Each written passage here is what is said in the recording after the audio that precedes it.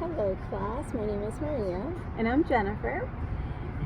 Today we would like to make a presentation about something that we've learned in our Chem 108 class, which is how to name an alkane. Have you ever wondered what makes your gas, air conditioning, and gas run? Well, we hope that after watching this video you can identify what makes up everyday life appliances wonderful. So to begin, what is an alkane? An alkane is a chemical compound made up of saturated single bonds, and alkane being one of them. Who named alkane? Alkane was named by the International Union of Pure and Applied Chemistry. And so hoping that by the end of this video you're able to identify an alkane. Alkanes. So as you can tell, the last, it ends with A-N-E. And why is this important? Because over here we have 4 different types of the hydrocarbon. So we have the alkane, which is what we're focusing on. It's all single bonds and saturated, just like Maria mentioned earlier. Here we have the alkyl groups, and the ones we're mainly focusing are these here.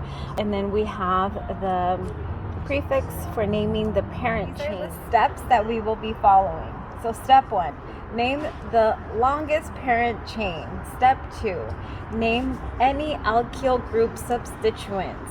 Step 3, determine the point of attachment of an alkyl group to the parent chain. Step 4, construct the name. Alkyl groups in alphabetical order and specifying the position followed by the parent chain. So as mentioned, we will be looking for the longest parent chain of carbons.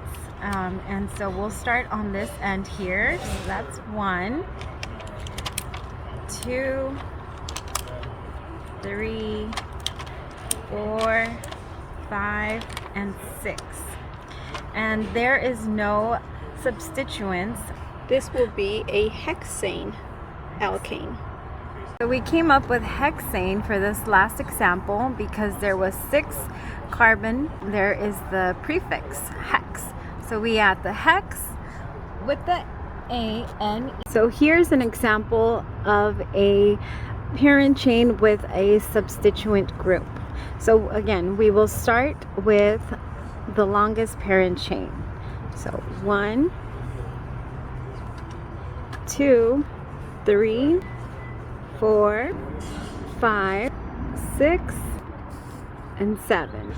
Okay, since we have 7 carbons in the parent chain, we are with hept. So this would be heptane.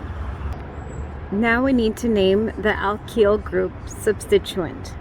This is just one substituent, which would be named methyl. So for step 3, determining the point of attachment, it would be on, we'll count the carbons here, 1, 2, 3, 4. So this is 4 methyl heptane. If you could tell, if you start counting here, 1, 2, 3, 4, we will, if this would have been shorter, this was where we would have started counting. But since it is the same, we leave it at 4 methyl heptane. Finalize, I am going to show you a different way of identifying an alkane. Jennifer went over a skeletal structure. This example is an example of a condensed structure.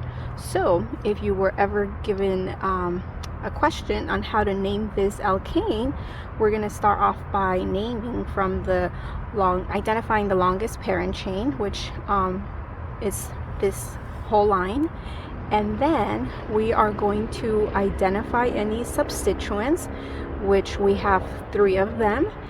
They are named methyl groups, and now we're going to put it all together.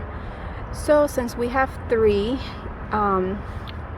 all together, to begin with, we see that it starts off in the 3rd carbon, so that would be carbon 3, and there are 2 substituents. We do a comma in between, and then another comma for the fifth one, which is also a methyl. Then we do a dash line, and because there are three, we're going to say it's a tri-methyl nonane because there are 9 carbons. So this is the name of our alkane, 3,3,5-trimethyl nonane. So this concludes our video on naming alkanes. Given the charts that were provided, do you think you can name this alkane?